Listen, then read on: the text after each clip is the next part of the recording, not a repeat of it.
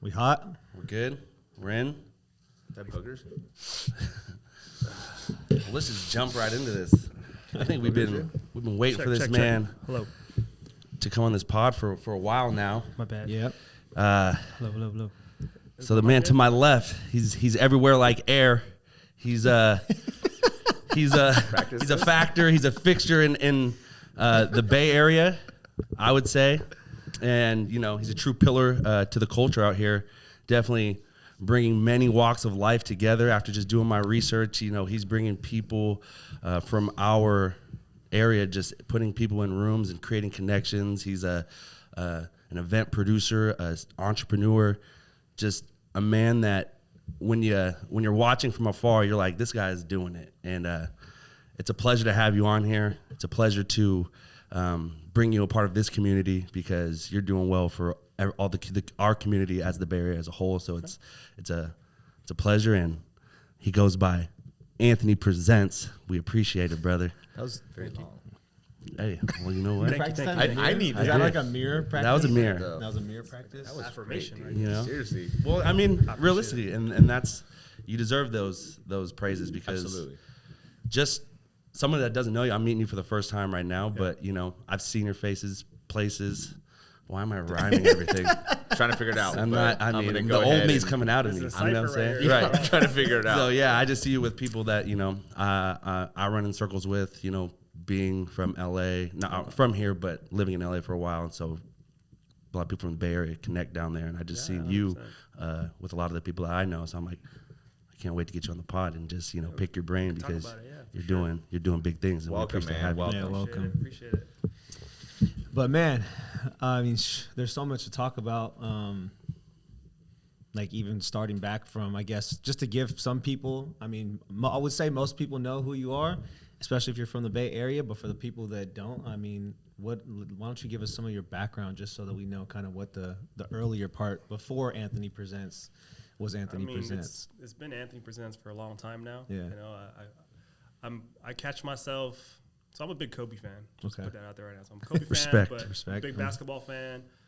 Now obviously a Warrior fan, but I catch myself looking at what LeBron's doing and how consistently he's been doing it for the period of time. So this is actually my 20th year of event producing. Oh wow. 20.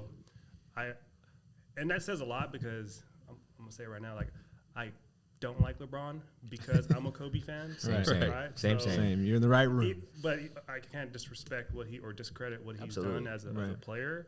But just being a Kobe fan, I can't be like, oh yeah, especially when he's on the Lakers now. Sure. Anyways, but I do respect what he's done, and I feel like I'm trying to do what he's doing with being consistently top performing for that many seasons or for that long of a period of time. So this is my 20th year of event producing. Is it officially 20? About to be. About to be? Coming Nice. up on the 20th. Nice. In your 20th year. Yes. So Man. 2 But- decades. Yeah, so a lot of people actually don't know that because I'm always meeting new people. So obviously the crowd, depending on my events, depending on the crowd, yeah, it's like sometimes they're in their mid 20s, sometimes they're in their 30s, sometimes now they're in their 40s.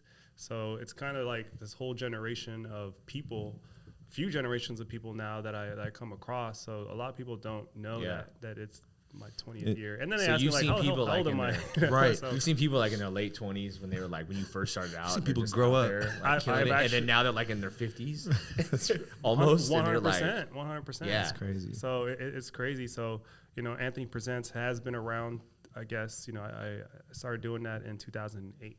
But prior to that, the old group or the old promotions company was called Tonic Live.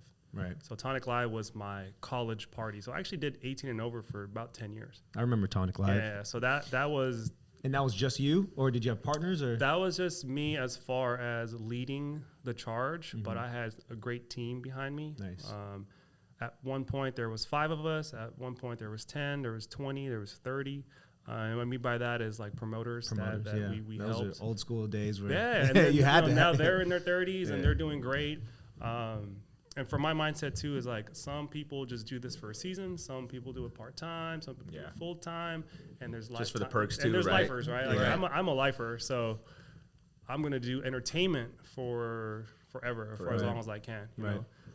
Because that's the question now. It's like, oh, you still do parties? I'm like, yeah, you still work at your office job. And no disrespect to that, you know. Like, but it's always been like it's always been like a That's a little exchange. Where it's like, So I'm like, bro, like I love what I'm doing. Like they expect you to graduate out when that's never been your goal. Exactly. But you know, it's always been an evolution for me. It's like I'm not doing the same shit I was doing 20 years ago. That's just them projecting their insecurity. They're just like I wish I was still doing that. Right. 20 years later. I don't know if it was PG-13. no, you're good. A little R-rated. Yeah, right.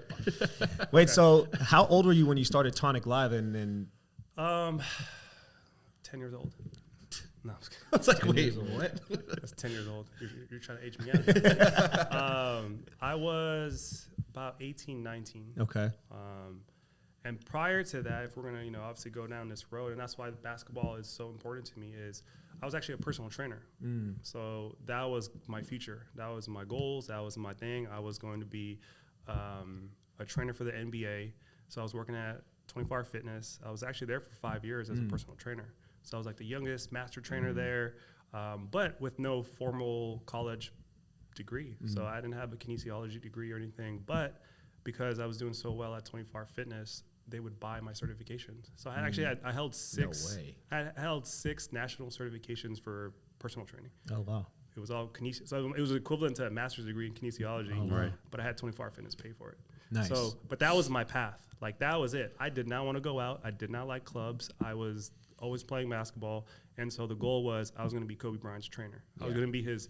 So when you said Tim Grover earlier, I was like, I was going to take his job. That was my I was going to take his job. I might have been interning for him, but that was my biggest. That was like the goal. Like there was no derailing me from that goal. So that's why it's crazy now, 20 years later, that we're talking about entertainment, talking about parties, talking about events, is because this was never. You never saw it. This was not like, oh, I'm gonna throw parties for the rest of my life. Like that was never the goal. It was like, no, I'm gonna do sports. I'm gonna do something that's basketball related. It's gonna be Kobe related. You got the full ride scholarship from 24 Hour Fitness. Yeah, I appreciate you guys. Let's go. Shout out 24. And those certs aren't cheap. Those are like some of them are like $2,000. Yeah, and this is back in the day, so those certs were very, they're still nationally credited. Yeah, so it wasn't like some bullshit like. Yeah. Did you? That's maybe the biggest gym in the world, or at least in the world. At one point it was Planet Fitness is for sure. Trying to come noticeable top. brand. Yeah, noticeable brand, right? Yeah, So. but I would say so. When you were doing that, so you're like a mindset guy, in my opinion, right? 100%. Like you definitely focus and you put that out there. When you're that young and you're like, hey, I'm about to be Kobe's trainer, like you say that. I like, fucking love that, bro. You know what I mean? Like that is some shit like, okay. That's some shit I say. like, right, and that is some crazy shit. And that's like what he's coming off 3 championships, like. But like, what are you teaching? It's like when I told him I wanted to be the CEO. But it's like if you don't have that goal, like say you fall a little bit under it, you're still doing great, right? Like to have that goal at a young mind, or have that mindset and that goal at a young age is just like it shows. Yeah, it shows like the character of who you are. It's like I'm going to be the greatest. Like you said, LeBron. He's 16. Slated to be the greatest basketball player ever to take Michael Jordan's throne. Like, and the guy achieved that. He achieved it. Like, again, we all have our favorite players, but you can't discredit someone's career, right? No, like, we can hate how he plays, we can hate how he acts sometimes, but the stats are there. That's how I feel about Tom Brady being a Raider fan. I'm like, I hate you, but it's you're respect, the best. You're the best. Again, and then we can relate that to any industry. Right? Right. If you guys are doing $10 billion worth of real estate, bro. And they don't have to like you, but you got $10 billion on the real estate under you, right? I could say a similar story coming here. My first day, I sat down in our a group meeting, right? They do it. We do it now every Monday, but then it was because I was just coming in like, I'm going to get my real estate license. And sat down. There's a lot of new faces, and I was just a fly on the wall. I didn't have my license yet, so I wasn't speaking. And everybody's going around saying, "Oh, how many deals do they want to do?" Right? The new people, like 5, 6, 7, 2, 3. I'm sitting there. I'm like, 24. I'm doing 2 a month. Yeah. And I spoke up, and I was like, "Wait, you guys, why are you shooting so low?" Yeah. Sure enough, after my first year, I landed a little below that, but damn close. And everybody's like, oh, Yeah. shit. Yeah. But you beat the 2s and the 4s. Right, and yeah. 6s and 8s, Yeah, I and blew I'm that out the water. Like Now, combined. now everybody respects me. Like, damn, he said it, and this guy damn near did that. So, You got to aim for the moon. Right. And I think that's also relatable for my career doing events. Like, I mean, she's here and Shayna knows, like, she's been with me, 7 years now, 8 years, something like that. But, she could attest to the shit that I would say in the meetings. I'm like, oh, we're going to do 250 events a year. That's wild. And they would look at me like, what the fuck are you Like, talking what? about? There's only 365 days in the year. But we did that 3-4 years in a row. and you hit those goals. Yes, and exceeded some.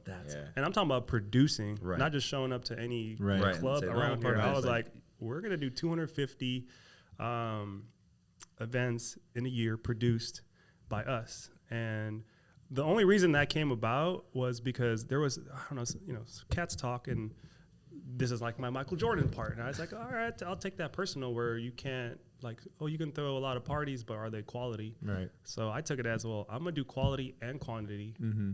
And I just took it personal. And I was like, when was that? This is like 2015 to about 2019. Such a great time in the Bay. Yeah, that was a great time. Yeah, and you guys probably been to 200 of them. Right. I want to start coming. What the hell? I've probably been to them. I just didn't know. Yeah, so that was definitely. It's hard to not have been to. Right. Yeah.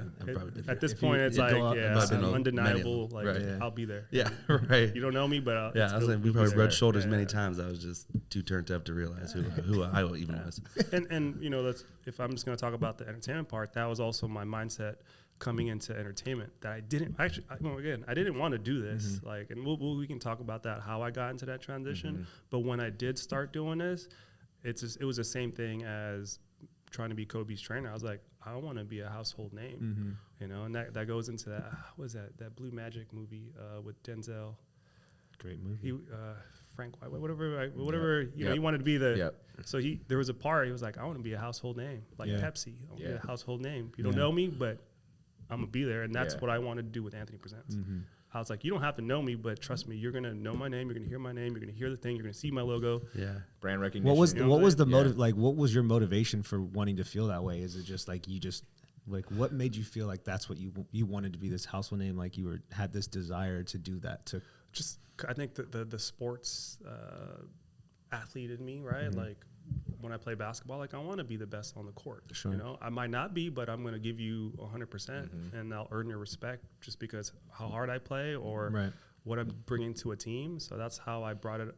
That's how my mindset was coming into events. It's like, I'm going to be the best. Right. I don't have to always say it, but my actions and you not knowing me and you going online, you're like, all right, I don't fuck with him, but this guy is working. Right? Like, you can't. God damn it, Yeah. And that's all. If I'm gonna be known for anything, it's gonna be my work ethic. Right. And there's that Kobe thing. It's a lot of Kobe in you. So It's work ethic. That's it. That I think, so before wanting to be Kobe's trainer, like where did you get that mindset? Was it like how a coach maybe, helped you like get that tenacity, your parents, an uncle, like what? I think all of the above, man. Like, I was raised single parent, single mom. So that alone already was very challenging, and I had to find my way. I had to learn how to be a man, through that and through older friends and through people that I've met, across during the journey as a teenager. I was raised in the Philippines too. Okay. So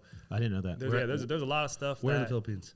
In Manila. Okay. Yeah. So there's a lot of stuff that, if you have never visited a third world country, you won't really understand. Sure. But when you see like real poverty and when you see shit like what you can see in the Philippines or again in any third world country, you're going to be a lot more grateful for what you see here. And what goes on here isn't as hard as what goes on over there. So when did you come here then? I was back and forth. Okay. Again, it's a typical Filipino single parent like story. True Filipino. Yeah, is very because similar. what you're back and forth. What like my mom would do is try to provide a better life, but instead of trying to do it here, they would send, I was sent to the Philippines back and forth to get my education there because there's a private school, there's a little bit more perks, there's more attention, it's cheaper. So that was the philosophy. But obviously growing up, you're just like, why am I here and why am I not back in San Francisco? So I was born and raised here, but definitely that part of my life, I was like, whoa, like, what am I doing here? Why am I at this private school? And it's a lot stricter there too. And they'll hit you, and this is like. So again, that I think that molded me into that person, that mindset where it's like, well, I gotta earn it. I don't have a trust fund. I don't have the silver gold spoon kind of thing, which made me, want it more and appreciate what work ethic is. Like, if I want something, I gotta go get it. I can't rely on anybody else. So that's part of it, I believe. So yeah, that's kind of like that part. So you transition so what made you transition to the nightlife then? Since you didn't want to do it, it wasn't something that you were hoping to do. You were gonna be Kobe's trainer. Yeah. So my client at 24 Fitness, so at the same time, I was doing the same thing. I think I trained over 1,500 people, in my training history. And one of my clients was the general manager of City Nights. And so again, a lot of people don't know that story. Yeah, right. So if I've definitely been to your events. Yeah, right. So if you're from the Bay Area, like what City Nights is, right? That's a rite of passage. Right. You're immune to anything if you've been there, there and going there. So, but yeah, so the GM was my client, but at the same time, his name is Chris. Chris actually wrote the handbook for City Nights and how the operations go there. Chris also opened up the doors for the Filipino Asian market. So this is like late 80s, like early 90s, where there weren't really nightclubs. What they would do is they would rent out hotel ballrooms, and the people with the coolest rigs and DJ lighting and stuff would have the cooler parties, right? And so Chris was part of that era where it's like they did all these ballrooms, and then they ended up as promoters at City Nights, and then they created this crazy event called the Booty Hop. So if you're 40 plus, you know what that is, and the Booty Hop was this signature Asian American event that was just nuts, right? And so what I'm trying to say, though, is the guy who got me into this was Phil Jackson. He was the party Phil Jackson, where he had these philosophies, he had his way, he proved that he can win and do all these crazy things. And I was fortunate enough to be his trainer, but at the same time, he was trying to recruit me to be a security guard at City Nights, which I said, fuck no. I said, I am too pretty. Were you jacked or were you a bigger dude? I mean, not bigger, but I think the strategy was I would be able to talk to the guest versus, But I just told him, I was like, bro, I'm too pretty. If they fight, I'm going to wait till they're done and then be like, hey, you got to go. So that wasn't it for me. Like, I was like, I'm not going to, fuck, no. Right. My mom, I'm scared of my mom being mad that something happens in my face, and I don't know if you and your mom's relationship is. Oh yeah, that's what I mean. That's another thing too, but that's what happened, and that's how I got into it. And I was fortunate enough to be kind of mentored by him and learn from him, and have that coaching and a mentorship by someone that already knew how the game was being played and really focused on doing it his way, or now eventually doing it my way. So you said no to security. What was the position that you took, or what? So he tried to recruit me for like 2 years, a year and a half, and he was just like, just come out with me. And I was like, and it was crazy because at that time I'm his age now, and he's, obviously I was like 18, 19 at the time. And I was like, all right, I'll go out with this old dude. Like, let's see what. What City Nights is about. I've never been to City Nights. So when you want to hear the story, I mean, I'll give you the story. Yeah, let's hear it. Please. So he's like, let's go out this weekend. And I was just like, all right, let's go out. Let's go to City Nights. And so I met him there. I get there, and I've never seen anything like this. And there's like 1,000 people on the street in the line that's going around Harrison and it's going down 3rd Street. So I'm just like, whoa, where am I? And then on the other side, another line is the VIP line. So I'm just standing there, and there's police out there, and it was just a chaos, right? I've never seen this. I'm in the gym. Right. I'm hanging out with guys all day. So I'm like, where these girls coming from? Like, we're always like, wow, what? Like, what's going on? It's like a circus. And so I'm with him, and then I was like, all right, let me go walk. I was standing in this fucking line, and he was like, what are you doing? I was like, we're gonna stand in line, right? He's like, no. Again, it's where I've never experienced this. Like, this is first time. So the line first, I got clown like walking towards the line. He's like, yo, come back here. Where you going? Yeah. So I walked to the front of City Nights, and I was like, okay, what are we doing here? And then I meet this dude, and he's like 6'8", and I'm like, what the hell is this guy? He's always one of the owners. And so Ray Bobbitt is legendary. So he pretty much, operated and runs City Nights. And I meet this guy, and he's like, this giant guy. And I'm like, all right, I just met the owner. I'm like, that's pretty cool. Shake his hand, and like my hand's so little. Swallows it. It's like a paw. I was like, damn, what's up, man? And then, so already like not in line, meet the owner. And then I'm like, get used to this. Yeah, right? I was like, what the fuck's going on? And I'm like, looking at his name's Chris, right? I'm looking at him like, he's like short. Like, Chris, like, what's up? And then we get to the front, and then I'm like, all right, put my hands up, have my ID out, and he was like, what are you doing? I was like, this is the process, right? Right. I see everybody else doing this. I think I watched this in a movie. Like, you show your ID, you get in, they pat you down, see if you have drugs on you or whatever. So that gets bypassed, and I'm just like, all right, no line, meet the owner. I get a wristband too, and I'm like, wait a minute. I didn't have to pay for this. What? Yeah, right. You have to pay. And so those 3-4 things already, and my eyes are getting wider. I'm like, wow, this is cool. And so I get in there, I get a drink. I'm like, wow. But again, I don't even drink, right? I'm like, I'm a cheap date. One drink, I'm like, whoa, I'm loose. Yeah. So all these things are happening. Obviously, it's faster, right? Like than it seems. And then all these girls start coming to him and talking to him, and I'm like, how does this old guy know all these girls? Like, what the fuck? And I'm very, my eyes are just wide. I'm like, wow, like, who is this guy I'm with? Like, this is amazing. And then we're in the VIP area of City Nights, and there's like maybe 1,500 people in there. It was just crazy. And, I get home that night, and I was like, shit, I'm gonna get used to that, like, what is this, like, this is a crazy, interesting life, and it beats my daily gym routine of hanging out with 20 dudes playing basketball all day, right? Yeah. I'm like, man, this is fucking amazing. And so that was my first impression of clubs. That's a good first impression. But right? But everyone else's is the guy that has to wait in the line. Right, I mean, yeah. So and pays $50 and gets shitted on by every girl. So it was definitely my first impression. I thought, like, this is cool, And so that's what kind of turned me on to what was going on with parties and clubs and stuff.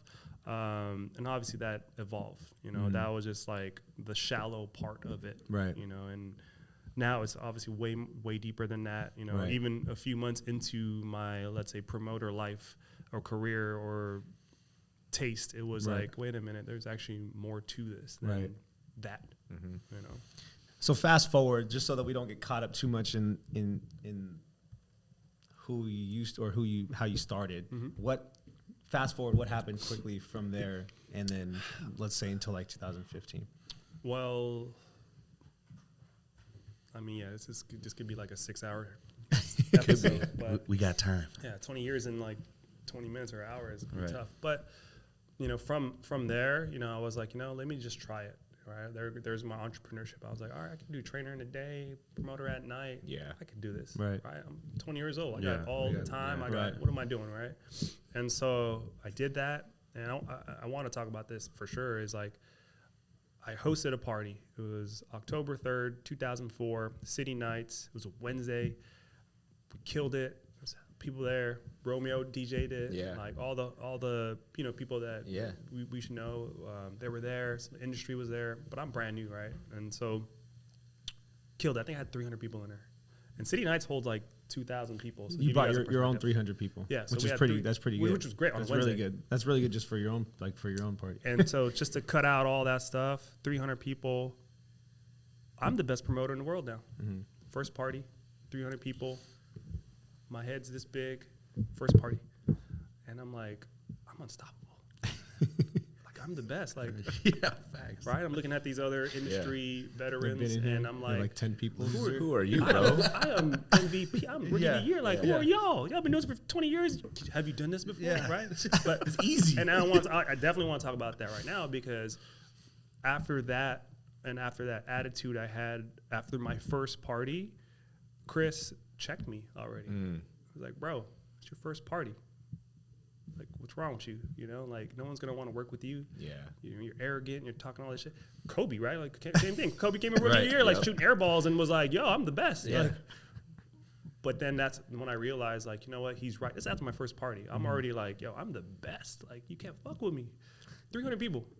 That's pretty. Right? Yeah. So just like, I got checked early, and I took that to heart 20 years later. You still hear his voice in your head? Every Yeah. time. It's just because it is a marathon, right? It is about not being the MVP, but I want to get into the Hall of Fame, right?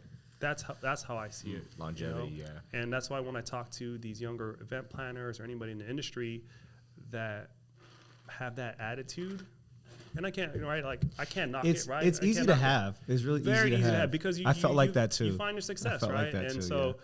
I always say, because I don't want to be the old guy that's like, yo, Right. like, that, but like trying to. but at the same time, my put their actions, fire, yeah, exhaust their- exactly, their right? Like, flame. oh, be humble, right? Yeah. But and you can celebrate any way you want, but at least for myself, like, I checked myself. I got checked early, and I continue to check myself because I know that I'm going to be ahead some days and I'm going to be behind some days, but it's long term for me. It's not just like one party is going to make or break me, or vice versa. So that's why I want to just bring that up right now. Like, after my first day, I thought I was on top of the world, but I wasn't.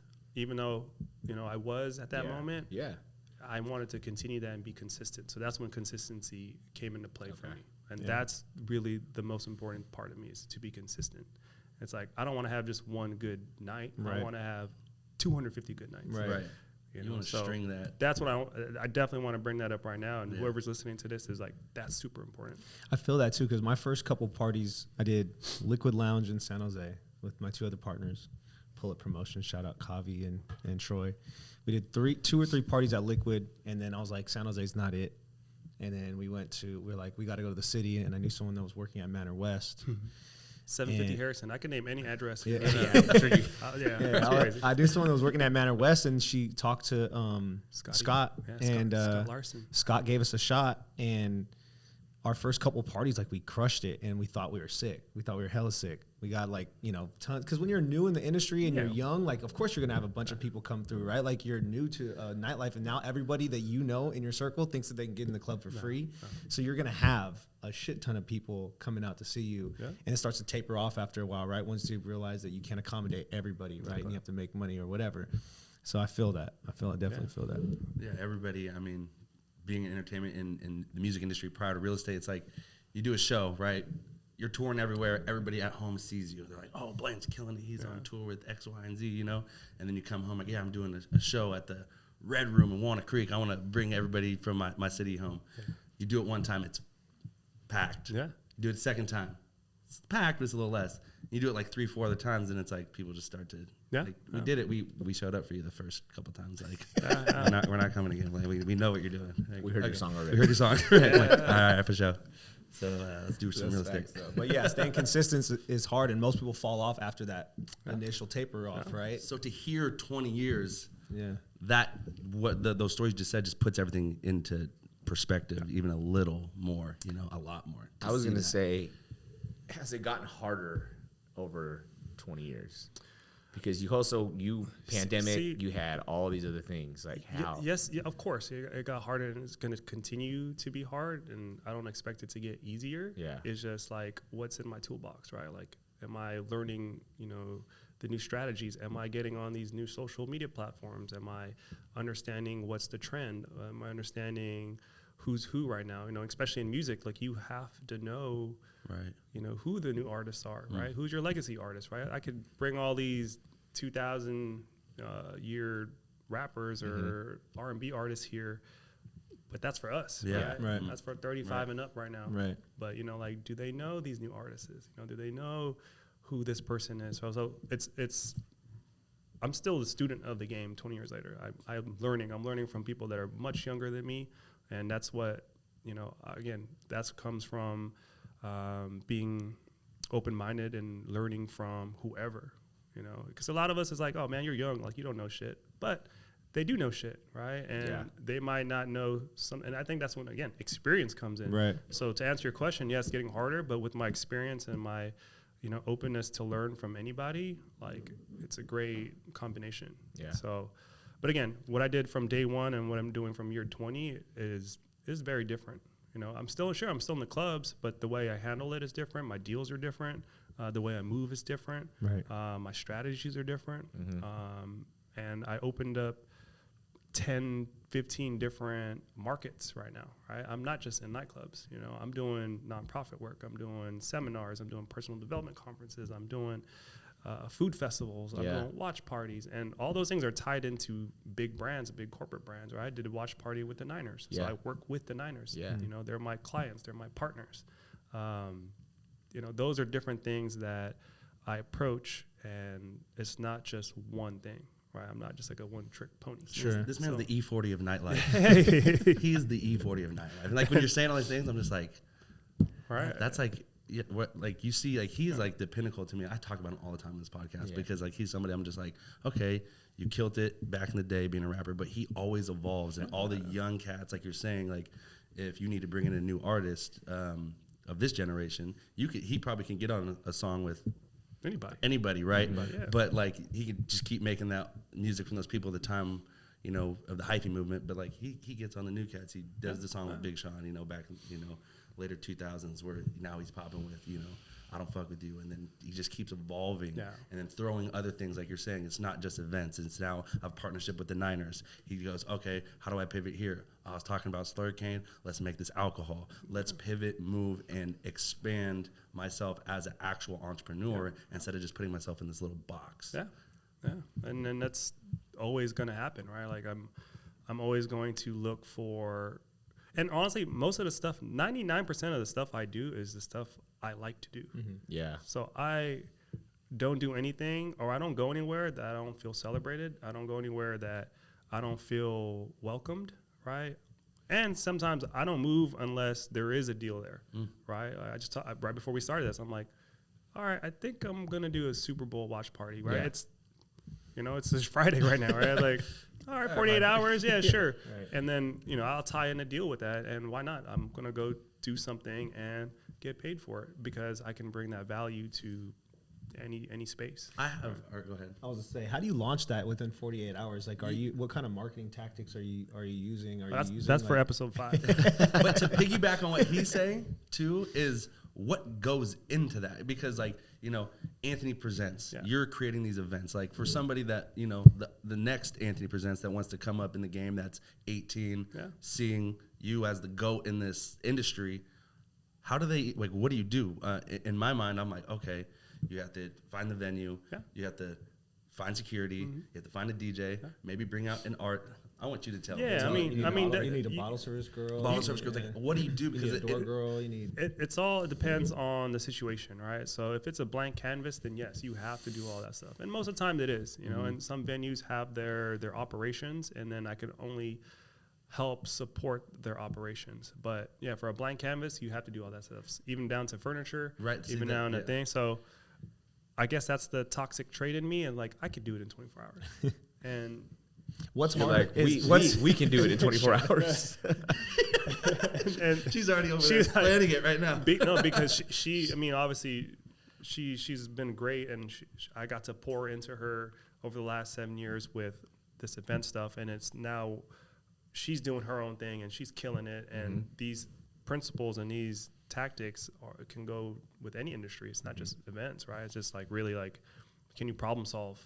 And the better you are at problem solving, first, the more value you get, the better deal you can get, the more money you can make.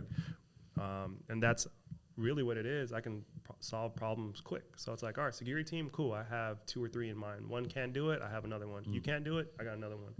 Same thing with artists. It's like, all right, there's your top tier, there's your middle tier, and there's your lower tier. So it's just like thinking quickly on how you can solve those problems, right? And to me, those are all problems. It's like all right, I have 48 hours to put this event Without together. spending too much money, right? I mean, the money's the thing is time. It's like, for me, it's all about the time. It's like, how much time am I going to put into this project? So the more time that you need from me, it's going to cost you a lot. The deal's going to be So pricey. for the Super Bowl thing, did somebody reach out to you like, hey, can you do this? No, my buddy was like, hey, what are we doing for Sunday? And I was like, all right, let's go do something. And then once you hear that, you're like, okay, like, how do I make a margin on this, right? Like, do you do that? Or you're Yes like, and no. First, I'm down to just break even, or what is the... I think from my first 10 years, that's what it's about, right? I was like, all right, what can I do? And we could talk about that, right? Yeah, money is definitely Well, It's a to driver. stay Important. open as a business, for right? sure, You have right? to Like make money, I yeah. do have staff, I Yeah, do have to pay, Right. But now, the last 5-10 years, it's not really about how much money purely I can personally make, because at the end of the day, you guys are all business owners. Right. We get paid last. We make Yeah. money last. Yep. And that's the reality of it, right? Like you're talking about when you're doing your events, all those people got to get paid first, Right. and then whatever's left is going to be That's yours. an easy way So- to end your promotion career For or sure. your And then event that'd be- career and not pay somebody. well, Yeah. any And career, that's, to and be that's honest with you. for It's sure, not right? even And that. so, like, that's why I always say business owners, because you guys know it's like rent's first, staff is first, Yeah. you know, all this equipment got to be first, Marketing, and then everything, whatever yeah. else is left, cool, you know. And so now that's evolved, and that's still true to this day. But now it's like, how many small businesses can I support, right? So that's been my message now for the last few years, especially after the pandemic, Yeah. because I know I can create business, because the art of promotions is super valuable. Whatever business you're in, you're promoting, right? And you're selling something, but if you could do it tastefully and well, you can sell anything. If I jumped into real estate tomorrow, you know, it'll take me some time to learn everything, but because I know how to promote, Yep. I'll You get- probably sell yeah. a house or two, you Yeah, know, just pretty fast, yeah. from that, Yeah, you know. And 100%. so Well, that's the way the world's going, right? Like with all these influencers and like TikTokers and YouTubers, they're Yeah. just they're all getting into the product game too, because it's people buy off of just the 100%. strength of that. 100%. And I'm not an influencer, right? I always feel like, You have influence No, though. for sure, but it's more how impactful I can be, Sure, not sure. how influential. Like, I'm not trying to sell you a You're not product, trying to leverage right? you. Right. I'm trying to Yeah. show you the bigger picture of like, yeah, you can really sustain a small business here. you Sure. know? But back to what I was saying is like, now the platform is about how many small businesses can I help, right? You just brought it up. Like, all these people have to come together. I have to coordinate all this stuff. So why not coordinate the people that I know with those small businesses? You know, I have friends that own a security team. So am I going to go a corporate national security team, or am I going to help my friend out who has a security team business? I'm going to help them, right? DJs, like, you look at my thing. All of them are my guys that I've been using, Right. and of course I know other DJs, and and they're bigger brands than the DJs that I do work with. Sure. But for me, it's not about that. It's Right. about like, yo, this guy's been riding me for 20 years. He's gonna get first dibs. Right. It doesn't matter. Like, Right. I don't It's care. that if loyalty. yeah, right. It's definitely that's because if they are with me with my parties or slow, like, they're gonna rock with me when my shit is Yeah. rocking, Right. right? And so that's how I approach everything. And so it becomes easier to coordinate because I have those resources that I can pull from, right? And I rather support those platforms, especially right now, post COVID or, you know, whatever pandemic. It's like all these people. First of all, there's an influx of entrepreneurs since the pandemic, right? Everyone's selling bread and making T-shirts and all that stuff, and Yep. I'm fully supportive of that. But they're gonna get punched in the face with the reality of like, damn, like, my brand might not sustain this, or they're not going to flourish, or they're not gonna be 100%. an overnight billion-dollar company. Right.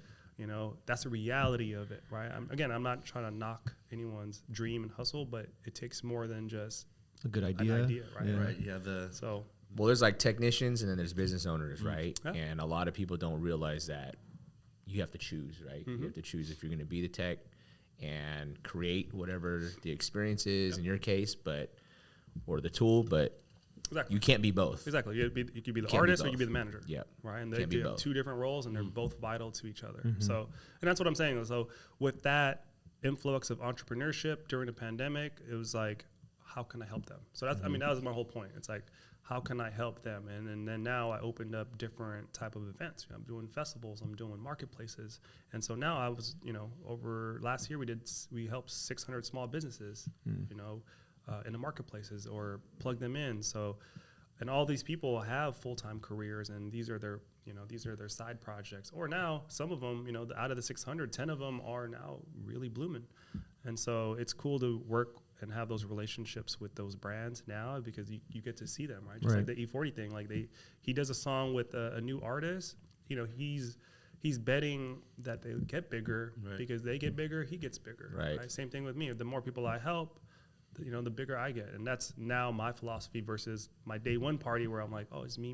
Yeah. Right. When it's really like, yeah, Anthony Presents is the name of it, but I have a great team of people and resources that got my back, that puts in the work. How big is your team to launch like all the things that you do annually? Like, what would you say your team size is? What's our team size? 2. 2. Actually, 1. 1. Mm-hmm. So that's the reality. People think that I have like this whole army, right? This huge team. And certain cases, yes. Like when I was doing Sundays, a day party, we had a staff of 100 people. Right.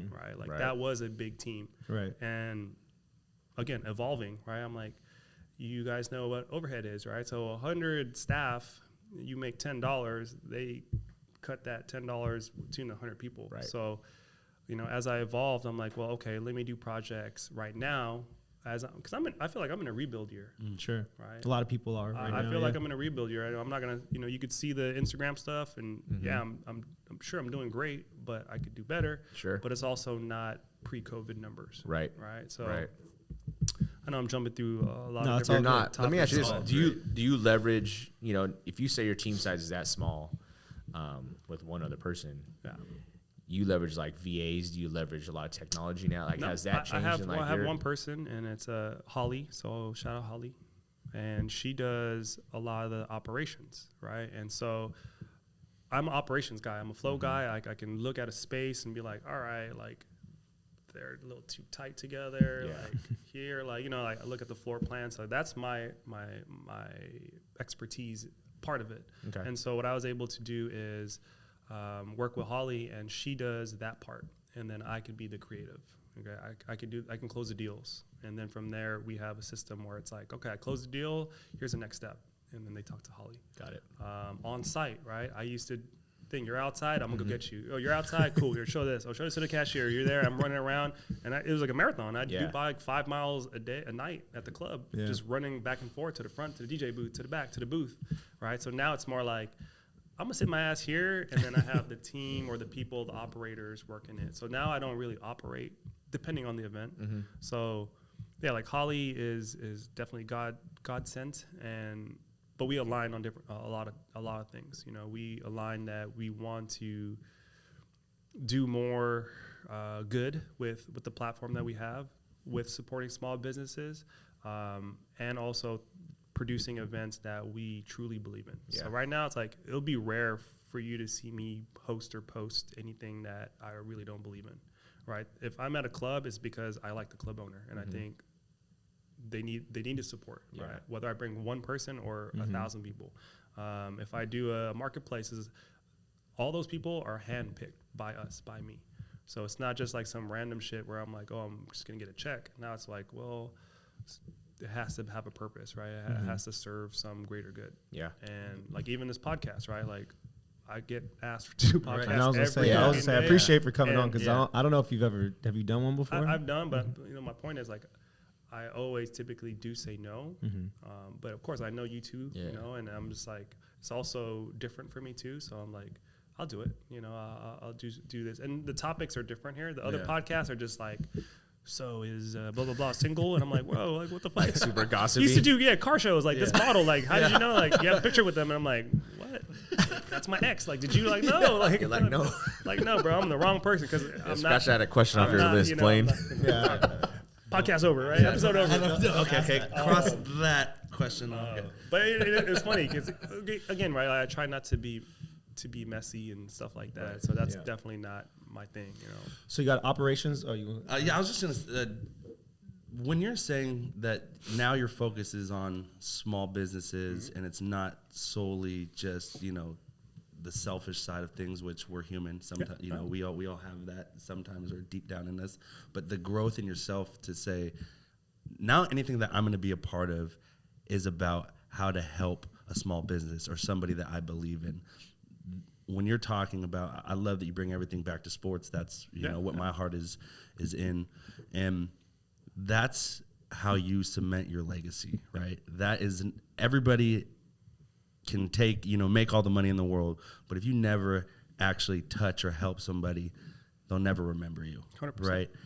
These people, these small businesses, now that you're helping and making their business grow, flourish, you are not only helping them, but that's your legacy. That when you're gone, hopefully you live many more years, but any one of us is leaving that legacy behind is really what you're doing now, and that's fucking awesome, dude. Like, shout out to you. That's crazy. That's dope. I appreciate that. And I think that comes down to just paying it forward as a mentor, right? And I don't look to be anyone's mentor, and that's why I also don't like to be too preachy on social media. It's just a lot of that stuff I post really is for me. I resonate with it, right? All the stuff I post, it's because I feel with it. I feel it, and I'm like, and I tell people that it's like, yo, I'm not trying to just post all these things for you. It's not not surface for you. level, It's right? for me, and that's I wanted to share that. It's got to be hard because the industry that you're in, 100%. I mean, is that? Yeah, it's The so surface industry, level. yeah, Like, it is. It has to be. That's Anthony, like, I'm your you know what I buddy. mean? Let me Like get real. in, right? Okay, well now we're getting That's some real. shit. And that's also based on sports. It's like you also can tell who's been in the gym working, and those just posting stuff, Sure.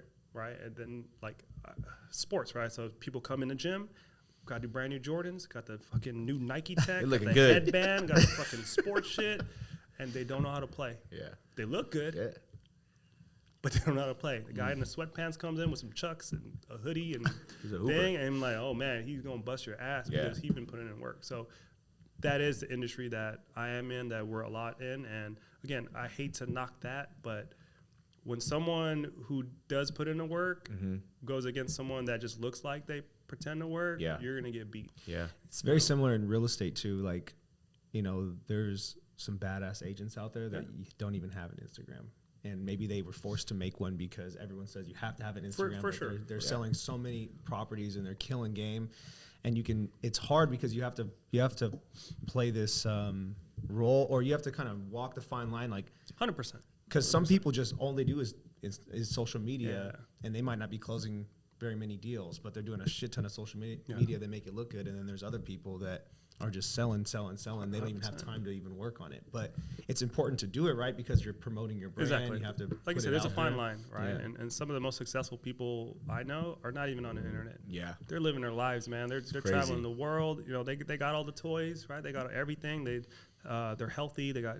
That's what I'm pursuing too. So my fine line is being behind the camera and in front of it. And I know I understand there's a balance to it. So I'll give you that stuff. I'm courtside here one day. Absolutely. I'm here. I'm traveling, but it's not to rub it in your face. But listen to the first part of this episode. I was raised in the Philippines. You know, like single mom. Like Facts. I earned this. I deserve Sure. this, Yeah, right? sure. And we all Celebrating it. deserve Celebrating it, we have, but not to brag about it. It's just to show you, like, yo, you can get to it, and that's purely off hard work. Yeah. That's not me like trying to flex like, oh, I got this. And a lot of the experiences that I do get to experience is not me paying for it. A lot of this shit, man, is through the friendships and relationships I've built over the years with people.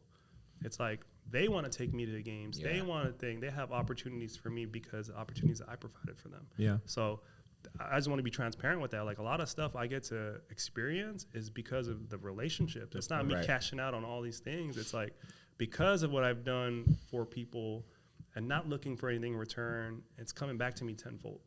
Well, work Especially ethic, this if that's your forefront, work ethic and how you conduct yourself, that takes you probably further than Oh yeah, 100%. any other clout that you are trying to create.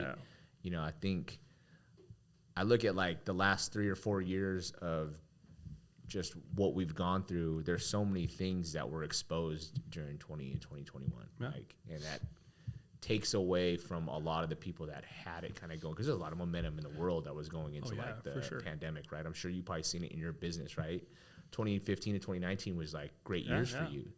And all of a sudden you get hit, but it accelerated a lot of exposure for people that were clout chasing. A lot of people that were and that's why faking it, right? I said that too. I was, during that time, it's like the people who really love what they're doing, they're gonna find a way. Yeah. Right. It wasn't like tomorrow I was gonna be doing something else, right? And again, I don't like to say that. If I ended up working at Starbucks, I mean, that's still not a bad thing. No. But because I am a lifer, I was like, I'm gonna figure a way out. And during that time, I was like, I'm gonna do outdoor fitness. I'm gonna create my own. I created my own berries. I created my own Rumble. I created my own outdoor group fitness during the time. So I don't know if you know that part, but I was like, I'm gonna find a way. And at the end of the day, that was still an event. That was still putting people together in the room, and that's really what I'm. At a time where no one was together. Wait, what was the outdoor fitness called? It was called Social Fit Club. And so what I ended up doing is I ended up doing outdoor group fitness during the pandemic, and that was the only legal way to gather people. And so what I did is I turned it into a party. I had a DJ there. I went to. Was that? Yeah, with Osa. That was yeah, one. Osa, Osa and Paul. so Paul was so in it Paul's too. my- All right, yeah, That's that's my my guy, best man. friend. That That's dude, that's my an brother. athlete. That motherfucker. So that's literally I'll be doing push-ups right now. We're hanging off this thing. that's my fucking best. Hey, you got real fit for a minute, huh? Oh yeah, for sure. Through OSA and through that stuff, and going back to even what I was talking about earlier. So all those coaches that trained me, they were out of a job, man. They were out of their gyms closed. You couldn't do anything, and so that moment in time, I was like, "Yo, OSA, like, That's why I have the opportunity. Like, Right. here's the thing. It's not these big damn platforms of berries, but for me, it's still supporting the people that got me into shape, that helped me, right? So it was like my form of saying like, hey, here's an opportunity here. So, but that's what that happened to me. I was like, I'm gonna figure this shit out. And it's what you love, and it's you're paying it forward, and it's an event. It's still an 'Cause event. that's And people your were like, goal. oh, you're not gonna do clubs anymore? I'm like, that's just one of the things. It's a healthy club. Yeah, and that goes But back that's to what true, we're talking though, about. Nightlife is very unhealthy if Mm-hmm. you continue that way. And I think right now is very important for me to say that. It's just like, like we can live this lifestyle and it's very fast, and there's things that will derail you from just being healthy, right? Like there's a lot of liquor there. There's a lot of substance and drugs and such, and then there's the women part, there's the men part, right? So it's a lot of distraction there. But for me, like the bigger picture is me gathering people of all colors and age into a room to celebrate something, right? You're going to celebrate your birthday, you're going to celebrate your promotion, celebrate your divorce, you're going to celebrate your breakup, right? We all party for different reasons, right? But that's really the bigger picture for me is to gather people. And so during the pandemic, when I couldn't gather people, that was very tough, right? That's depression, that's anxiety. What the hell do I do? And to go back to the 250 events a year, I thought I diversified. I thought I was a genius. I was like, all right, I got 10 nightclub events here, I got 10 seminars here, I got 10 day parties here. But at the end of the day, it was the same industry. So I didn't diverse. I diversified what I was doing, but it was in the same industry. Sure. So, and for the record, I lost everything during the pandemic because I put all my eggs in one basket, even though all the eggs were spread out, but it's still the same thing. Different color eggs, same basket. So you're different real estate, right? Yeah, you're selling residential, you're selling commercial, you're doing this, but at the same time, it was still in the same box, right? And so that's what happened to me during the pandemic. I was like, holy shit.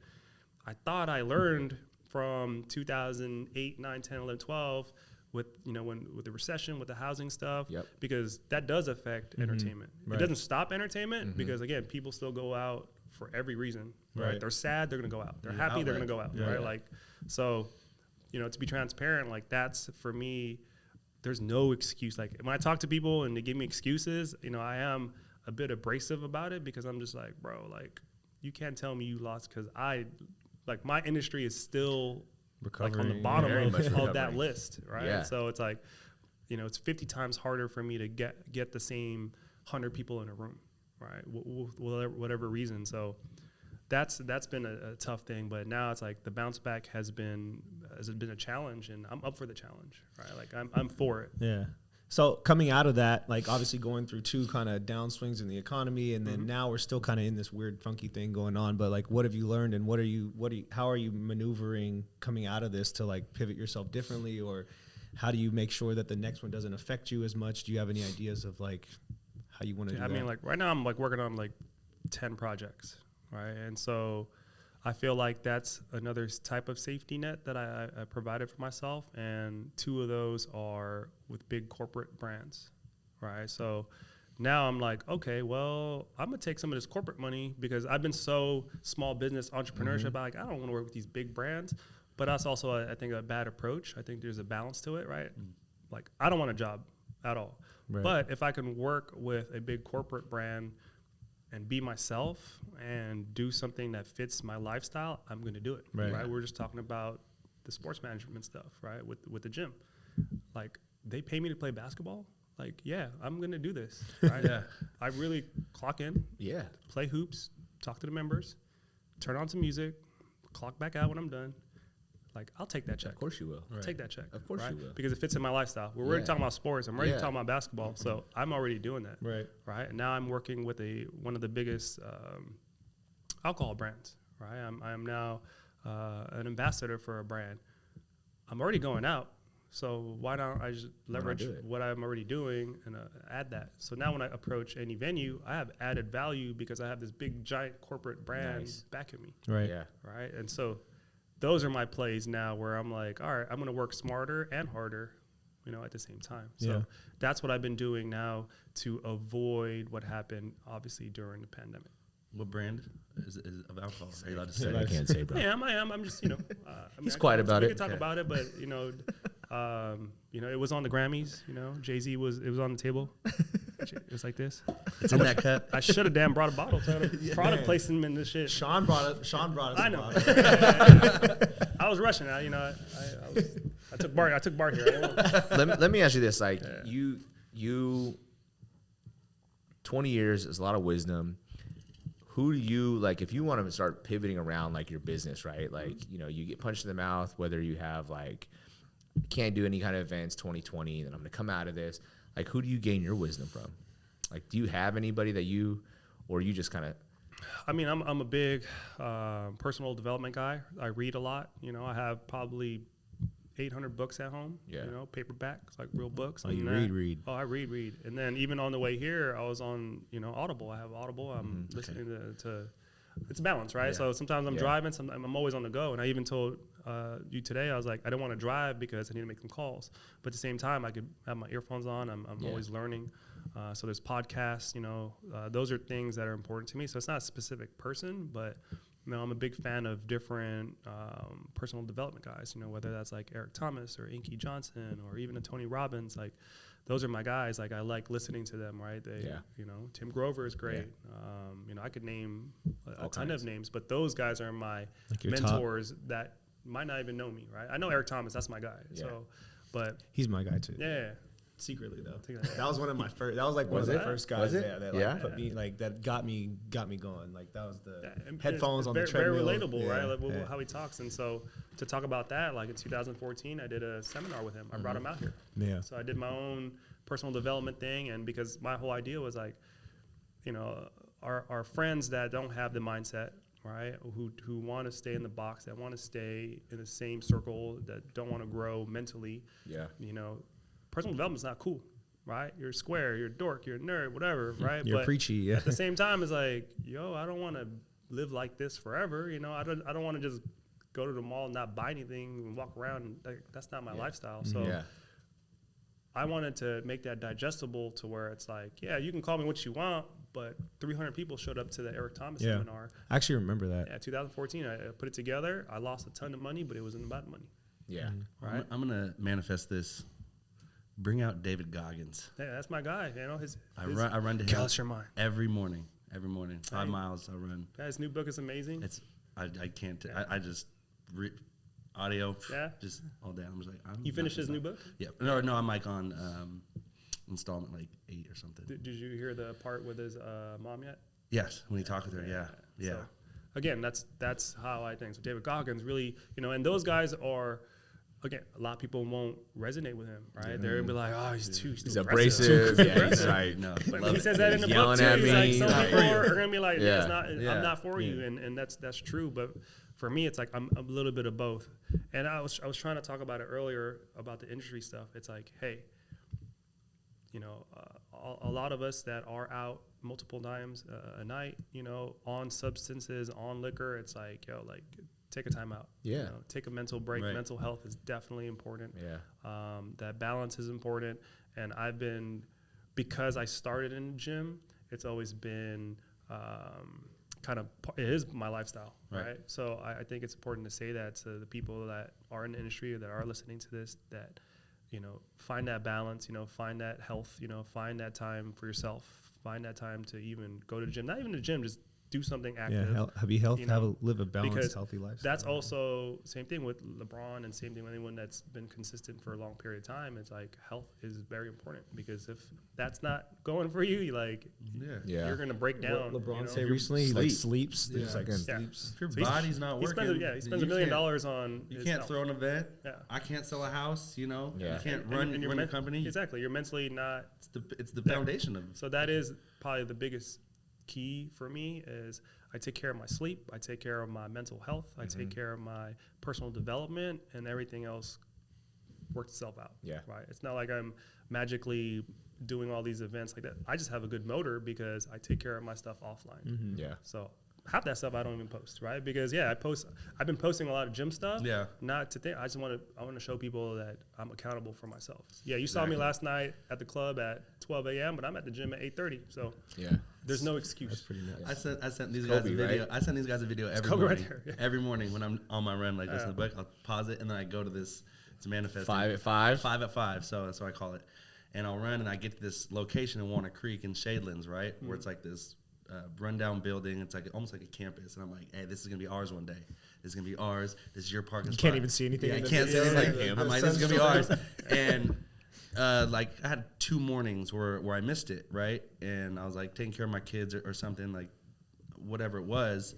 And then the next morning I'm out there, I'm like, funny, none of you guys hit me up and said, where you at? Yeah.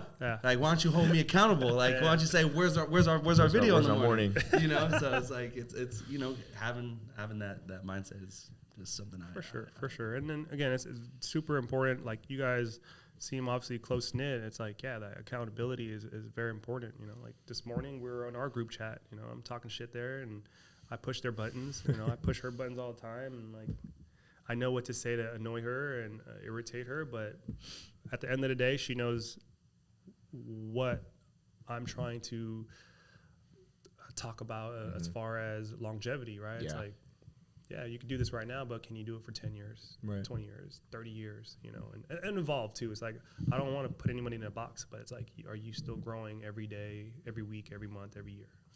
So we were at the Tom Ferry retreat last week, and he had Phil Jones on, which is like he's like one of my favorites. Are you familiar with Phil Jones? He's like he wrote the book Exactly What to Say. So I'm really into Phil Jones right now because he's like, I don't know, it's all about like how you speak when you're in certain situations. But one thing that resonated with me that he said that he's built his business, his career, and his brand was consistency at the highest level, and the third one was, what was the third one? Do you remember? I forget. But consistency at the highest level, like that's all you can. Right. That you build it like that, and you're gonna go a long way. 100%. Yeah. He's solid. He's just like, he's kind of like that hovers on like behaviorist, big on like how you interact with people, like big like content without context is just noise, you know, and I feel like that's the world that we live in. You know what I mean? Like you're talking about adding value every time you post something, or really you're not doing it just because you want to show people. Like And you honestly, actually, I don't care either. Yeah, you don't care. I get 1 like, I don't care. I Yeah. get 1,000 likes, cool. Yeah. That's pretty cool, but Yeah. I don't care. Like you like a certain thing, cool, but I posted it for myself. I'm not trying to post it for you. I'm just really showcasing what I do every day. It'll be a picture of my food one day, it'll be a picture of some random shit. Like, Right. I really don't care. It's like not about that for me, right? Like it's just noisy, and some people like that noise and are impressed by that noise, but like I really don't care. Like I definitely want to be impactful, not just on the internet, you know. Like I really want to help people at the end of the day. Yeah. And if I can help myself and my family on the way, then cool. I'm good. Do you have anybody that reaches out like, hey, let me learn from you? Every day. All the time, Every huh? day. Like, what's that like? It's, I mean, it's like, it's tough because my time is definitely limited, right? I'm trying to do all these things. I maximize 24 hours a day. You know, I have 10 other things going on today that I'm like, how the fuck am I going to put this together? But I'm going to find a way. Right. So sometimes I try to give a few words. Sometimes, you know, I can't get back to them. Yeah. I try my best to say something, you know. Some people have taken those words and done really well with them. Some I've met and try to support. It's just, you know, like, I'm also not a consultant, right? Like, I'm not going to be like, all right, I'll talk to you for $3,099. Here's my new book course. Like, I mean, that could be a great business model, but right now I'm not there yet. Yeah. Right? I'm not willing to do that yet. So You say yet? Is that something maybe that sounds like I mean, you thought about? Like, you, no, of course, because like in your later years, you're like, oh, I can. This is how I can pour back into And the I think industry. on a bigger level, I know I can help any small business. I know I can help any club. I know I can help anything entertainment wise. So yes, and that could be a better strategy for me than just trying to promote events. Is, you know, have a partnership with these venues. So yes, that is a future venture. You know, like, yeah, the bigger picture is I want to own the building. I want to own things. It's not just like me attending and making these clubs millions of dollars. Right. It's like, I'm gonna get my piece. I want to be on the other side. Yeah. So that's in motion. Nice. And that's been happening, but Hell yeah. definitely there's a lot to it. But you know, I do appreciate people that do come out, and that's why I try to post as much as I can and give the tidbits here and there, and hopefully it resonates, and hopefully they could take that into something. And that's why it's important for me to do this. You know, I might say something that resonates to one person. Cool. That's all I care about. I don't care. I mean, obviously, it'd be great. We'd have 10 million views on this. But at the same time, it's like, even if, you know, I take away anything that you said today, like, you know, I don't really get those flowers. So when I do get them, I'm just like, all right. Blaine's really good at that. Yeah. So I appreciate that. I mean, like I said, like, this is my first time meeting you, and it's like, okay, when I'm sitting here and I take this very seriously, right? Anything I do, I'm gonna go all out with it. So it's like, I'm gonna sit back and do my research and like look into you and what you've done in your life. And I'm like, wow, like, this guy's out here moving. And I was talking to them before we did the podcast, and I was like, I've met and have been in that industry for a long time prior to, you know, having my family and being in real estate. But I've met so many people that like are event planners and do this, and I'm like, what do they actually do? Because I've never, you know, like, I've like managed artists, but I haven't done like, I'm talking to the guy that runs the venue to do that. So I really had an interest. I was like, what do they do? Because they're always here, there. Like I said, when I want to introduce you, I'm like, you're everywhere like Eric, because you're doing so many things. I'm looking at all you're doing. I'm like, he's at courtside this day. He's here having a dinner this day. You know, I'm like he's obviously bringing all these people together, and like, what does that entail, and how do you do it? So having you here and seeing and hearing how you do it, it even makes it even more something that I'm like, dude, this guy's dope, because I'm actually hearing why you're doing it, you know, and understanding who you are as a person. It even makes it that much, you know, more epic for me to sit here and talk to you and like not just have the surface level like we talked about, you know. For sure. How was it like with your family, like your mom and stuff? like just your personal life, right? Like, you have to have a personal life, For sure. right? For sure. So I mean, how do you time gap that? So after this, I am going to see my mom. It's so Fridays is actually like my self-care day, right? I get my hair cut, eat whatever I want to eat, you know, play some hoops later, see my mom. So at least bare minimum, I see my mom once a week. So, you know, my mom's 73, you know. She looks really young. That's that Filipino thing. Filipino, bro. I don't know. It's all that adobo or something. But It's the vinegar.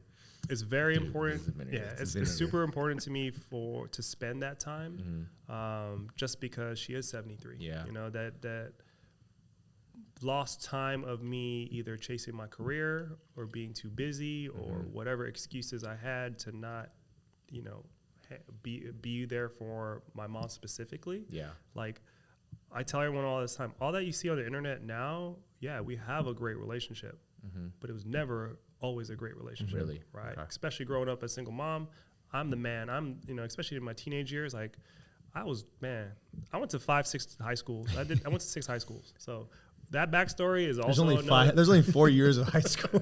Exactly. I didn't like any of them, so I just kept moving. But yeah, I was that trouble kid. I was in juvenile hall. I spent time in the system. I did all that stuff. Yeah. I was in and out. I got expelled.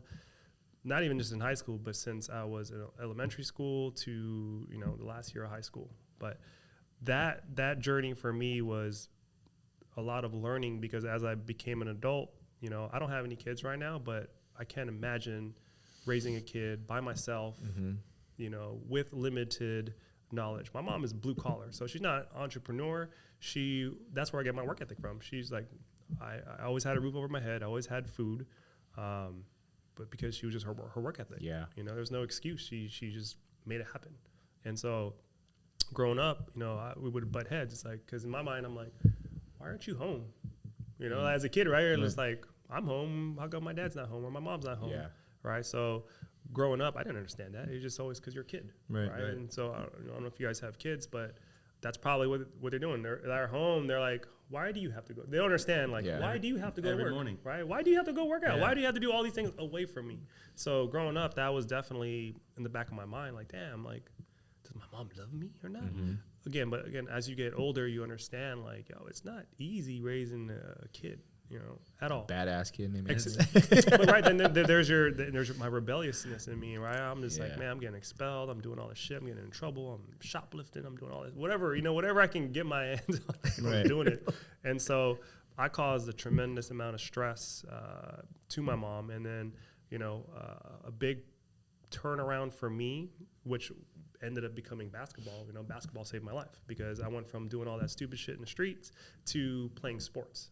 And so that's why I owe a lot to basketball. That's why I always talk about basketball. Anything I talk about, whether it's podcasts or we just talking, I'll talk about sports, right? Because it definitely taught me a lot. Taught me about teamwork, taught me how to be a leader, taught me how to play within a structure. Obviously staying out of trouble because you're at the gym. Right. But, in these moments with my mom where I was that headache of a kid, when I was in juvenile hall, I'll never forget it. She visited me. I wear contacts, so they have, there's no contact lens kit in juvenile hall. So she had to, visit me. And I remember sitting across from her, and she was in Tagalog. She was like, "You're the reason I'm gonna die." Oh. And when you hear that from your damn, and in Tagalog, it just hits worse. Like, I'm like, ooh, like, that sounds like a Filipino mom. Yeah, right. It's so dramatic. But at the same time, I'm like, what is it? Hella guilt. Like, yeah, right. Can you say it in Tagalog? I can't say it because Anybody? Josh, you know Tagalog.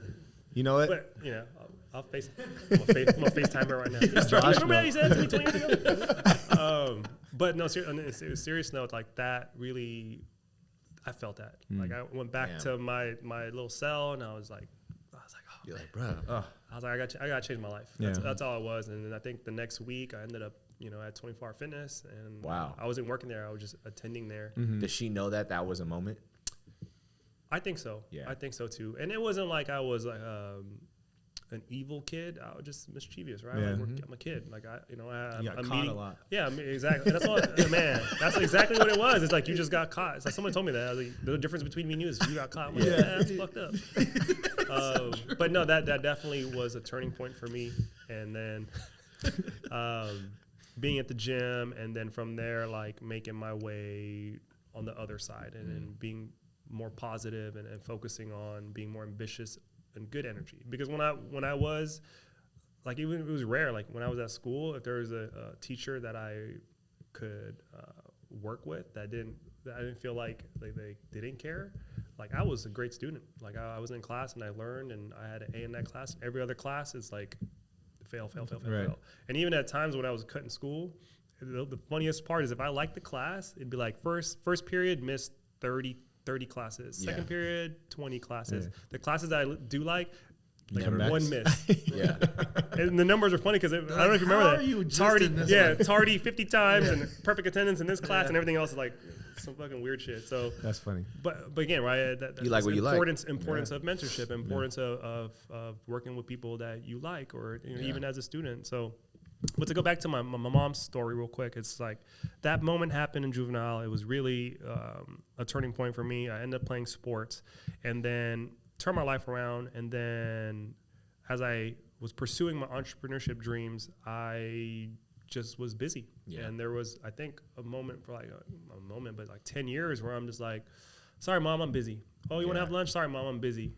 I'm doing these things. I'm doing these things. I'm doing these things. And my mom lived a mile away from me. So it's not like she was across country. Right. And so that's why it's so important to me right now to have built that relationship. So it was never like that. Me and my mom butted heads. She is a strong Filipino woman, even though she's like this tall, but she's feisty. She's fierce. You know, she's very strong and bold. And obviously I have a lot of respect for her like that, as that.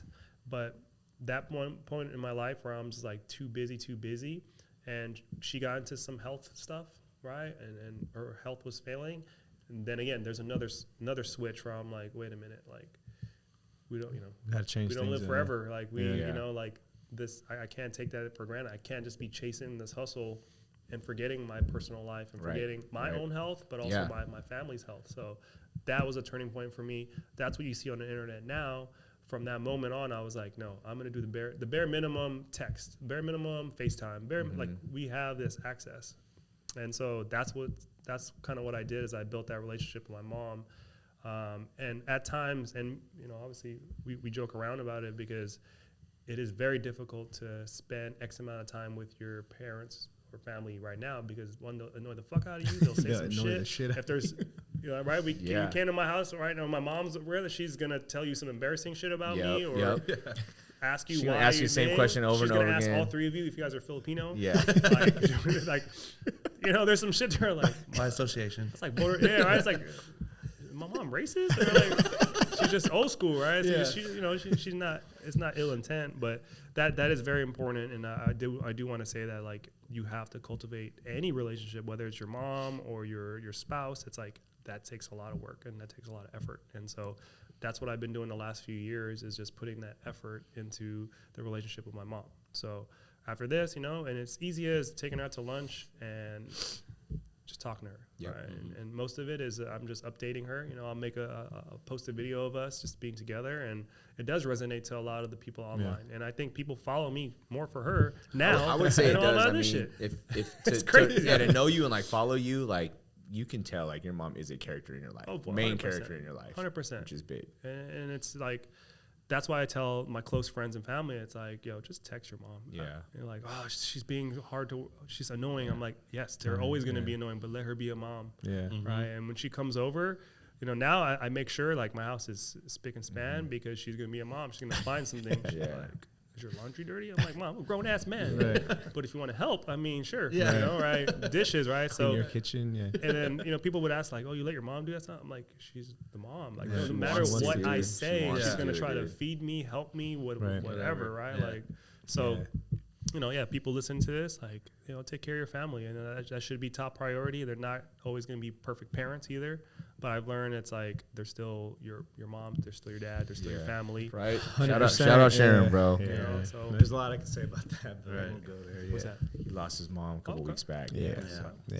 So, but condolences. no, like for Yeah. real, like No, it's real, that's, bro. That's Very serious, real. like serious. For Like, sure. a lot that I learned through that situation resonates with that.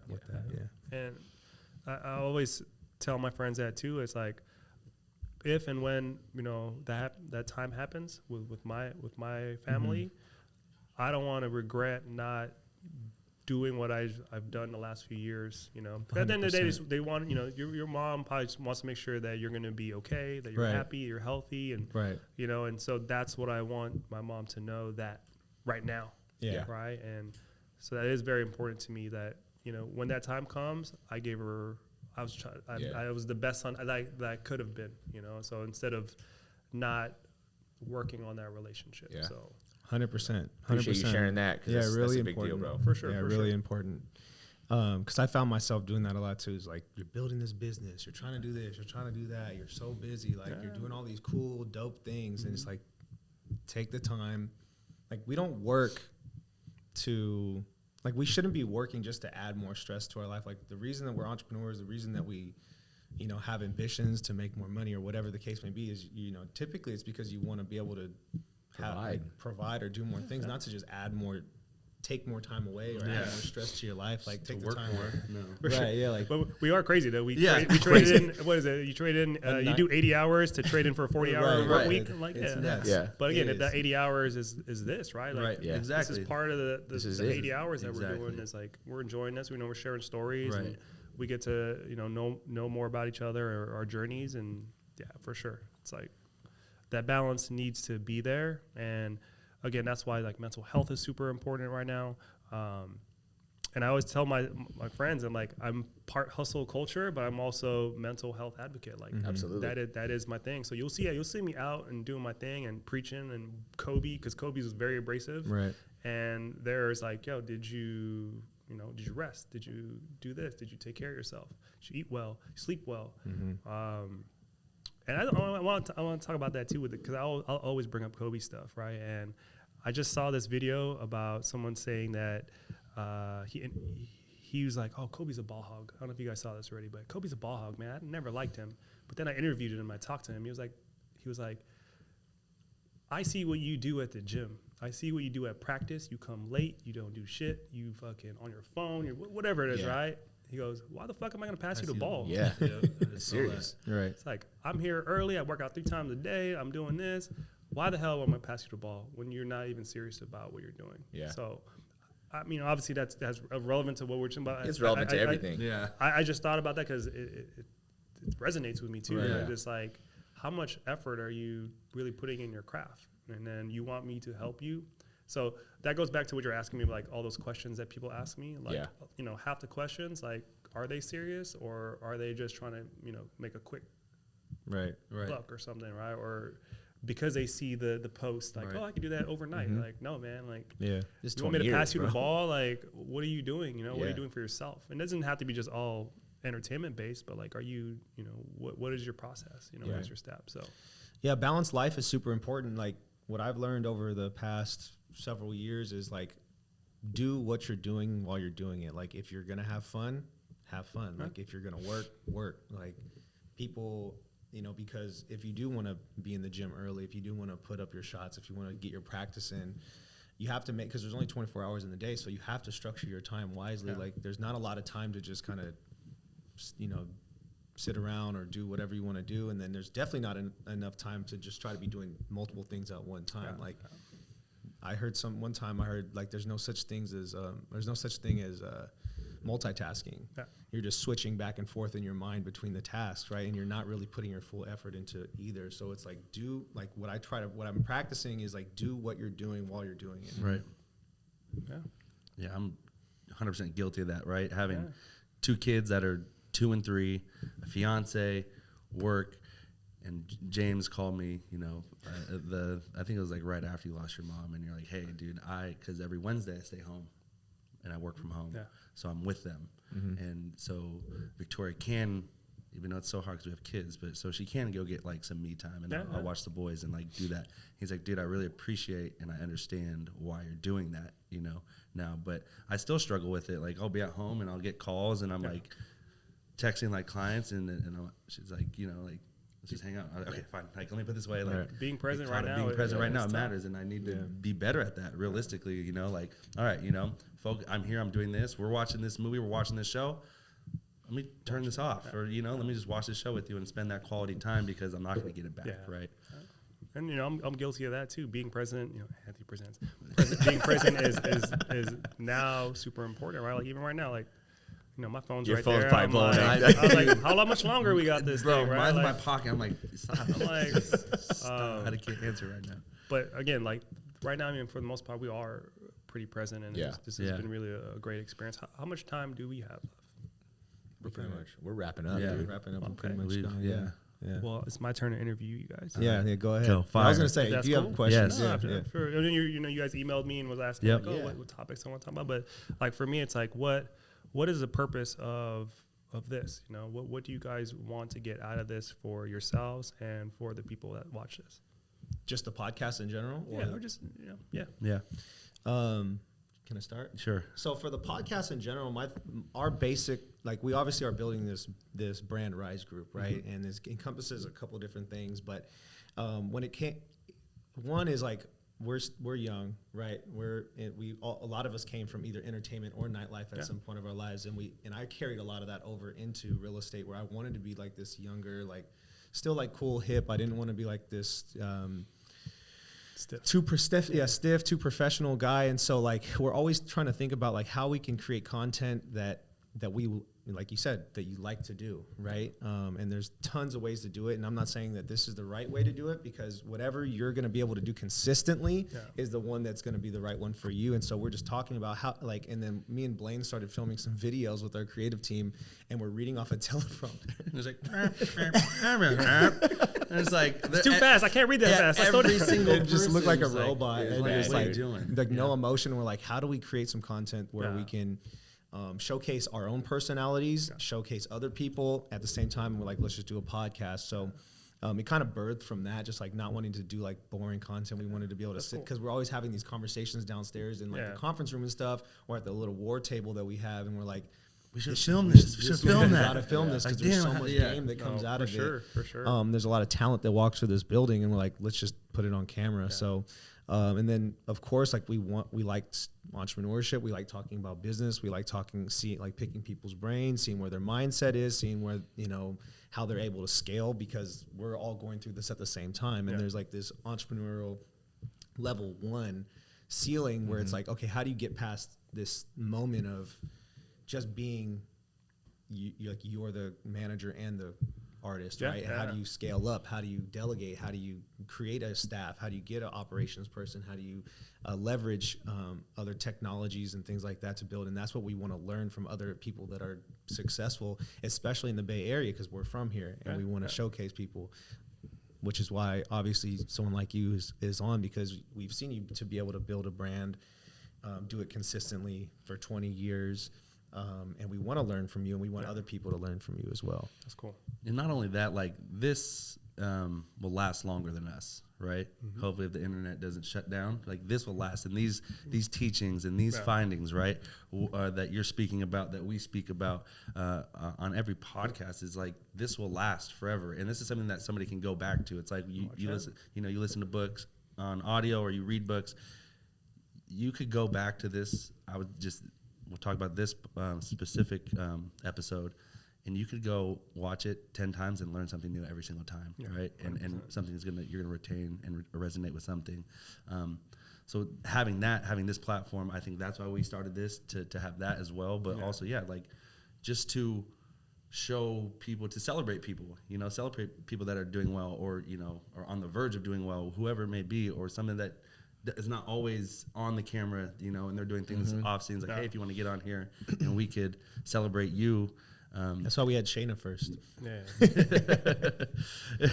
So we could do, put on for people too. It's like, it's not about us, it's not about us. We want to hear other people, how they did it. And it validates each person's business that does something different, realtor, COO of the company, Anthony Presents, doing all these different type of events, comedians, people, everything. Everybody has like this same aligning thing that comes across over the conversations, that this is how you become successful. It doesn't matter what you're doing. One is 24-hour fitness. That's like there's a lot of 24-hour fitness. Third or fourth time someone mentioned 24-hour fitness. So I think that is why we want to do this. Yeah, and to be natural, to not be stiff, and just be like, once we did those videos, I started telling these guys, like, all right, I'm never reading anything ever again. And I would do like Motivational Monday, Food for Thought Friday, and it'd just be me like, okay, you gotta bring this back, bro. And I'd like walk in all the different locations in here, and I would just say things off the top of my head that I felt, I'm a big, self-help type guy, big sports guy. I was the dude that's going to get people fired up to run through a wall by like saying things on my team, on my football team, my baseball team. So I was like, like, how do I show myself without being corny? Right. Yeah. I think it's community, right? Yeah. That's the biggest thing. You touched a lot about how you you're doing things for yourself, right? Like maybe we get one person that watches this, or 10 people, or 100 people, whatever it is, but it's like building 200 now. Yeah, it's like 200. 200 But we now. get community, right? Yeah. And showcasing and trying to create some type of, I would say, longevity with our brand. That's a big agenda. Yeah. But we also want to have value. Yeah. You know, I mean, this is the biggest thing. Just add value, whatever that might be. So That's cool. That's cool. Yeah. Well, my other question is, we're talking about books and growth. It's like, any recommendations, one book each from you guys that I could check out? I just finished Tribe of Millionaires. What is it? Tribe of Millionaires. Tribe of Millionaire? Okay. Yeah, it's actually a really easy read. I've sent it to a handful of people even this week, and it's really about just finding a tribe that is going to create not a millionaire mindset, but it's just you're going to thrive in it. No, for you know, sure. I think that's where entrepreneurs, as they level up, Yeah. they start to figure out, okay, the air's thinning, Yeah. and there's less and less people up here. And when you find that, you'll probably propel. Yeah. And that's a big thing. For sure. I like that because it's like there's a saying that I live by is I'd rather run with 3 than to drag 100. Yeah. Right. Facts. Yeah. Like I don't want 100 people on my team that I'm dragging. Like I want us to run together. Right. 100%. No, it's a good book. Definitely easy read. I like that. I like that. But I have a shit ton of books. One, I'll give you this one because this one I think is really important for all entrepreneurs that are at that kind of like first or second level where they're like they have a great idea. Maybe they're doing the stuff on their own. They're seeing some great success and how to grow to the next level. So it's going to be Traction. Which is a book that our coach made us read the first week. He's like, I'm not going to coach you guys until you read this book. Yeah. And there's like a worksheet or work thing that goes along with it, and it talks about your 1 year, 5 year, 10-year goals, your core values, your niche, your actually putting all of that on paper because not a lot of people do that, and you can be really successful and really talented and be able to create a business off of sheer talent right away, and then there's this wall that you hit, right? Because you don't have that. You don't even know what you yourself don't even know what your business looks like in 5 years, right? You don't know how to set roles and responsibilities for people. You don't know how to say, okay, you're going to focus on this. I'm going to focus on this. One thing that I've always struggled with in business is that I'm such a people person. Like I don't like doing anything by myself. I want us all get in a room and work on something and do it. But at some point you have to kind of take that role and responsibility. And we can still work on it together, but someone's head's got to roll if it's not getting taken care of. So Traction for sure is a great book. It's not going to feel good book. It's not like a storyline to it. It's a straight up like this is how you can set your vision and build your business. Yeah. And then for me, well, it seems like you've read 2 that I'd recommend already. Can't Hurt Me, obviously David Goggins. You've probably read that, right? Never Finished is the other one. I'm obsessed with him. But ones you may have not read would be The Third Door. The Third Door, no. So this is, I don't know where I found this. I think one of my buddies recommended it to me. Third Door, and kind of the premise behind it is like it's amazing because it has to, like his thought process is kind of nightlife. The way he's kind of explaining it. He's like, there's the person that it's about how to become successful. There's the person that gets walked in, catered in, like you did your first time, passes everybody in the line, and kind of gets given things, right? Yeah. Not saying you were given that, but like this is the thought process. There's the people that wait in line, and have to wait all night and might get denied at the door. Yeah. And then there's that person that finds the third door, the person that runs down the back alley, puts on a chef outfit, goes through the kitchen, walks past people, finds this way to make his way into whatever industry it is, and finds that third door. Yeah, it gets in there. So there's the third door, and then I also want to say Green Lights by Matthew McConaughey. That one. Yeah. Green Light. Yeah, he made me. Green Lights. Yeah. Dude, Green Lights. He made. That was good. It's like that's like a book you want to like. You can't. You want to That's- fall asleep, but then you you don't. have to do it on Audible because it's his voice. you have to have him read it to you. Green light. And I just love that one because like it's very true. It's like, in life there's the yellow lights where it's like, you're maybe things are slowing down, and then there's that red light that stops you, and you're like, what do I do? What do I do? What do I do? Yep. And then once that red light goes away, green light. Yeah. Come on, And man. then, then you start. Come here, man. Yeah, But man. you're always, it's always, and that is just literally what I always talk about too. It's peaks and valleys. Yeah. Green, red light, Absolutely. green light, I love it. I love it. But yeah, the third door. I like that third door